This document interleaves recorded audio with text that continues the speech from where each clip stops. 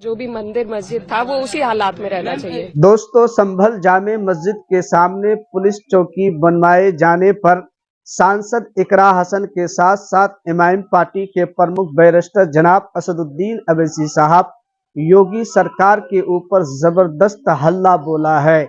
असदुद्दीन अवैसी साहब ने आगे कहा, आप मुल्क की किसी भी हिस्सा में चले जाइए जहां पर मुसलमानों की आबादी सबसे ज्यादा होती है, वहां की सरकार वहां ना तो स्कूल बनाती है ना अस्पताल, बल्कि मुसलमानों को बदनाम करने के लिए वहां पर पुलिस चौकी खुलवाती है।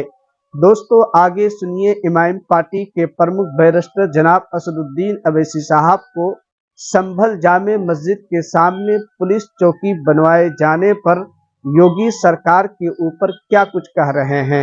ये इस बारे में एक बहुत बड़े MIT के स्कॉलर हैं, पॉल नोवासाड डॉर्टमouth कॉलेज का उन्होंने स्टडी की थी, जिसमें उन्हें ये बताया कि जहां जहां अल्पसंख्यक समाज के मुसलमान रहते हैं वहां पर सरकार की तरफ से कोई पब्लिक सर्विसेज की सुविधा उनको नहीं दी जाती, और ये बिल्कुल सच्चाई पर मुबन्नी है, इसमें कोई इनकार नहीं कर सकता।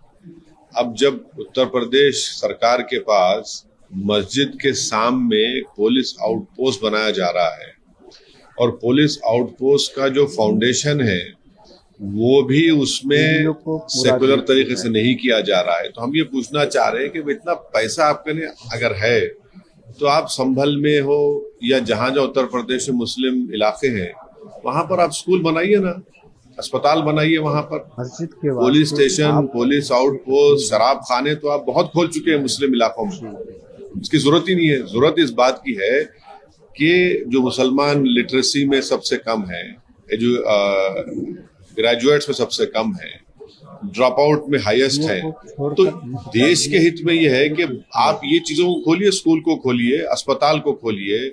माल न्यूट्रिशन है, स्टंटेड बच्चे हैं, बजाय उसके आप सिर्फ वही स्टीरियोटाइप इमेज शक करने की जो आपकी सोच है, उस शक करने की सोच को आप मजबूत कर रहे हैं इस तरह की हरकतें कर संभल में।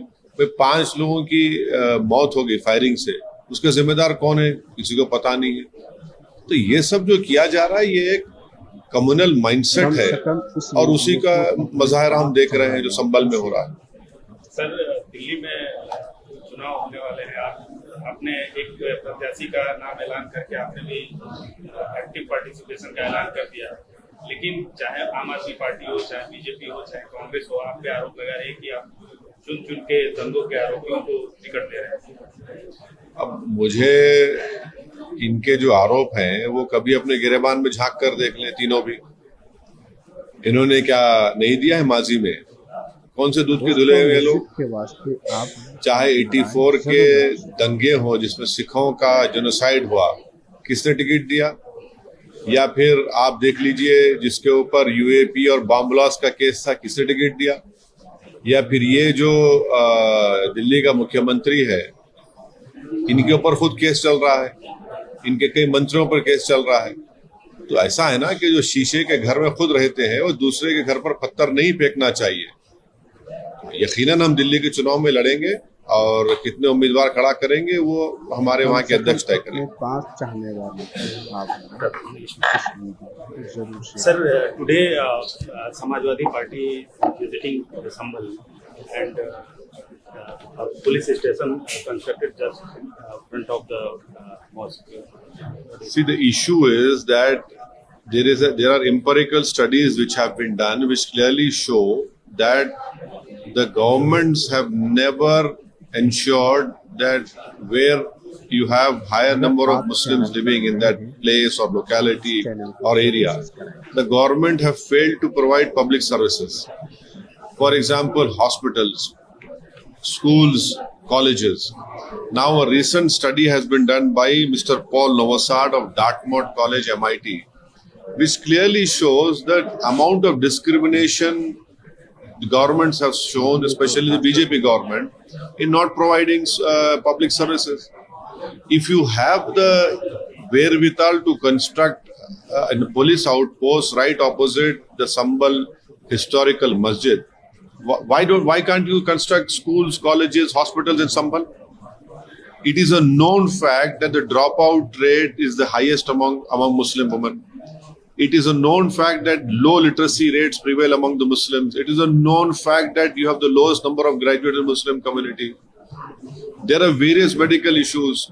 So why isn't the BJP government of Uttar Pradesh interested in solving these problems so that what they claim that they want a Vikshit Bharat? Okay, if you want a Vikshit Bharat, why don't you provide all these services? But you are having a communal mindset and you are strengthening that communal mindset by creating a suspicion that no, these Muslims areas have to be monitored by CCTV, by police outposts. तो दोस्तों, आपने सुना संभल जामे मस्जिद के सामने police चौकी खोलने पर इमाम पार्टी के प्रमुख बैरिस्टर जनाब असदुद्दीन अवैसी साहब योगी सरकार पर क्या कुछ बोले हैं। साथ ही साथ सांसद इकरा हसन भी इसी मुद्दों को मीडिया में अपनी बात को रखी है। तो दोस्तों, आप इस वीडियो को लेकर, इस बयान को लेकर आप अपना राय क्या रखना चाहते हैं, हमें कमेंट के जरिए से ज़रूर बतलाइए। तो दोस्तों, आज की इस वीडियो में यहीं तक। जब तक देखते रहिए अररिया इमाम न्यूज़ चैनल। फिर मिलेंगे कोई नई वीडियो के साथ। अस्सलामु अलैकुम वरहमतुल्लाहि वबरकातुहू।